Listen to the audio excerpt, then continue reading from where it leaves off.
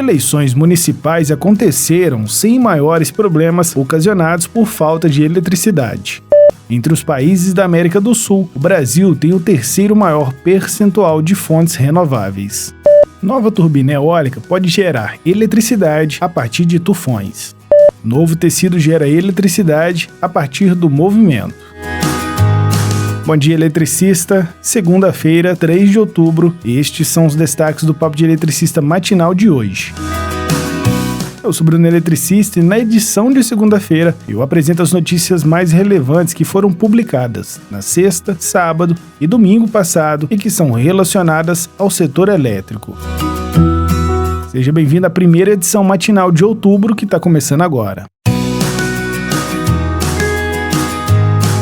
Nesse final de semana, ocorreram as eleições municipais em todo o Brasil. Por conta disso, quase todas as concessionárias de energia elétrica estavam operando em esquema de prontidão para eventuais quedas no fornecimento de eletricidade. Mesmo assim, em algumas cidades, faltou energia. A cidade de Itapaci, na região do Vale do São Patrício, interior de Goiás, estava sem o fornecimento de energia elétrica desde a tarde de sábado. Ontem, a votação seguiu normalmente com as urnas sendo alimentadas por bateria própria. Na cidade de Cabaceiras, no interior da Paraíba, registrava desde o início da manhã de domingo quedas de energia por diversas vezes. O chefe do cartório eleitoral, Carlos Souza, garantiu que esses contratempos na energia elétrica não colocavam em risco a votação na cidade. A Energisa chegou a ser acionada para tentar solucionar o problema. Constantes quedas de energia elétrica prejudicou a votação de domingo na cidade de Boqueirão, localizada no agreste da Paraíba. De acordo com informações da Justiça Eleitoral na cidade, o problema ocorreu principalmente na zona rural do município e causou transtornos no desenvolvimento das eleições, pois paralisava a votação e aumentava as filas nas sessões, deixando os eleitores incomodados. De modo geral, podemos considerar que as eleições desse ano ocorreram sem maiores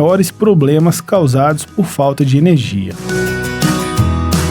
Com 41%, o Brasil apresenta o terceiro maior percentual de fontes renováveis na matriz energética entre os 12 países da América do Sul. O primeiro lugar é ocupado pelo Paraguai, com 67%, seguido pelo Uruguai, com 54%. Os dados são do boletim Energia na América do Sul, ano base 2015, divulgado anualmente aqui no Brasil pelo Ministério de Minas e Energia. O Brasil também se destaca por ser responsável por 50,2% da geração elétrica da região. Na sequência vem a Argentina com 12,5% e a Venezuela com 11%. A geração de energia elétrica da América do Sul, no ano de 2015, atingiu 1.157 terawatts-hora, o que representa uma taxa discreta de crescimento de 0,4% na comparação com 2014 e de 4,8% na oferta mundial de eletricidade. As fontes renováveis na matriz de eletricidade da América do Sul atingiram um montante de 761 terawatts-hora em 2015, correspondendo a 13,2% da geração renovável do mundo. Com relação às emissões de gases do efeito estufa, a América do Sul computou 1,87 toneladas de CO2 por tonelada equivalente de petróleo. O Brasil registrou 1,55 toneladas de CO2 também por tonelada equivalente de petróleo. Ambos mostram vantagens sobre o indicador mundial, que é de 2,33 toneladas de CO2 por tonelada equivalente de petróleo.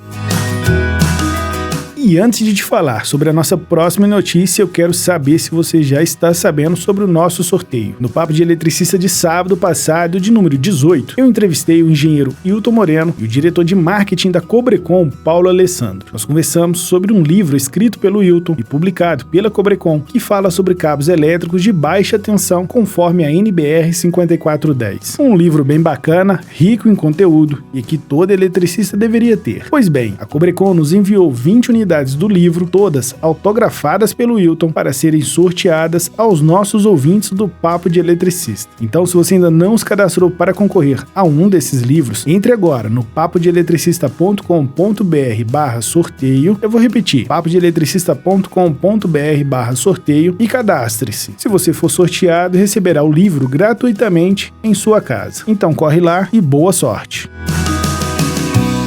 As condições de financiamento para o setor elétrico serão anunciadas pelo BNDES essa semana, com regras específicas para cada segmento. Ou seja, investidores em geração de energia terão condições diferentes das apresentadas aos interessados em concessões de linhas de transmissão, por exemplo. Mesmo entre geradores, as regras diferenciarão investidores em energia eólica da hidrelétrica, disse a presidente do BNDES, Maria Silva Bastos Marques, na sexta-feira. Ela disse que os contratos das novas concessões terão condições mais críveis, com cláusulas que permitam o investidor sair do projeto, dando mais força às agências reguladoras. A executiva, contudo, não quis dar detalhes sobre as regras do setor de energia, que, segundo ela, serão divulgadas em bloco essa semana. O banco é responsável por modelar e financiar as concessões em infraestrutura previstas pelo governo. O banco poderá ainda, segundo ela, incentivar outros instrumentos para os investidores captarem recursos, como o lançamento de um bônus global.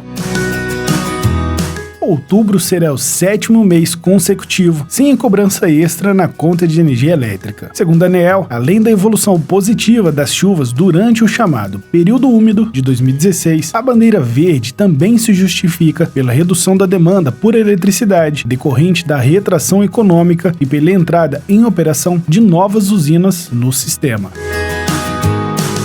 Os fortes tufões que atingem a linha costeira do Japão a cada ano podem ser uma devastadora força da natureza, deixando um rastro de destruição. Engenheiros no Japão estão tentando domar essas tempestades do Pacífico ao aproveitar o poder dos seus ventos. Um inventor japonês desenvolveu um protótipo de turbina eólica, o qual ele afirma que poderia colher energia suficiente de um único tufão para abastecer o Japão por 50 anos. Ele acredita que ventos destrutivos poderiam ser aproveitados para se tornarem uma fonte líder de energia renovável para o país. Falando à CNN, o engenheiro e líder do Challenge disse que as tempestades regionais poderiam fornecer a resposta às necessidades de energia verde do Japão. O país utiliza usinas de energia com base em combustíveis fósseis e importou mais de 80% de sua energia desde a catástrofe de 2011 em Fukushima, que levou à desativação das usinas nucleares do país. De acordo com o inventor, as turbinas eólicas ocidentais usadas no Japão não são capazes de lidar com os ventos intensos dos tufões que atingem o arquipélago japonês a cada ano. Ao invés disso, o engenheiro veio com um conceito vertical que usa 3 turbinas em formatos de tubo acopladas a uma central que gira no vento. O inventor japonês vem desenvolvendo o protótipo da tecnologia que pode suportar os ventos intensos enquanto gera a eletricidade. Segundo ele, neste ano, o Japão foi atingido por vários tufões e espera que os protótipos possam levar o país a se tornar uma superpotência quando se fala em energia eólica. Quer conhecer um pouquinho mais sobre esse invento? Aqui na descrição do episódio tem um link para um vídeo. Cientistas de uma universidade na China desenvolveram um novo tipo de tecido que pode gerar eletricidade, capaz de alimentar pequenos aparelhos a partir do movimento e da luz solar. A composição e fabricação do tecido permitem que um pedaço de 5 centímetros de comprimento e 4 de largura possa gerar energia suficiente para carregar um celular ou manter em funcionamento um relógio de punho em um movimento constante e em momentos de suficiente luz. Este tecido é feito de fibras de poliéster combinadas com uma camada de metal e semicondutores para captar e armazenar a energia e com células solares e geradores nanométricos incrustados. Esse novo tecido é muito fino, tem uma espessura de apenas 0,32 milímetros. A capacidade geradora deste tecido se deve a um processo chamado de efeito triboelétrico, pelo qual certos materiais adquirem carga elétrica quando entram em contato com outros. Os pesquisadores dessa universidade desenvolveram este tecido junto a cientistas do Instituto Tecnológico da Geórgia, nos Estados Unidos, e publicaram seus resultados na revista científica Nature Energy do mês passado. O governo analisa a possibilidade de oferecer contratos de concessão do setor elétrico com remuneração atrelada ao dólar, disse o secretário de Planejamento e Desenvolvimento Energético do Ministério de Minas e Energia, Eduardo Azevedo. A alternativa seria uma forma de atrair maior interesse de investidores internacionais e protegê-los de variações cambiais. A possibilidade de atrelar a receita dos empreendimentos à moeda americana foi mencionada pelo presidente da empresa de pesquisa energética, Luiz Augusto Barroso, Barroso durante a exposição em um evento do setor elétrico realizado em Brasília pela Associação Brasileira dos Produtores Independentes de Energia Elétrica. Barroso mencionou o exemplo do Chile, que já contratou energia solar com valores baixos neste ano ao usar esse modelo de contratação. E estas são as notícias mais relevantes do final de semana. Se você gostou do programa de hoje, deixe o seu comentário e compartilhe ele nas suas redes sociais. Eu vou ficando por aqui, obrigado pela sua audiência, tenha um ótimo dia de trabalho, uma excelente semana. Até amanhã de manhã e aquele abraço.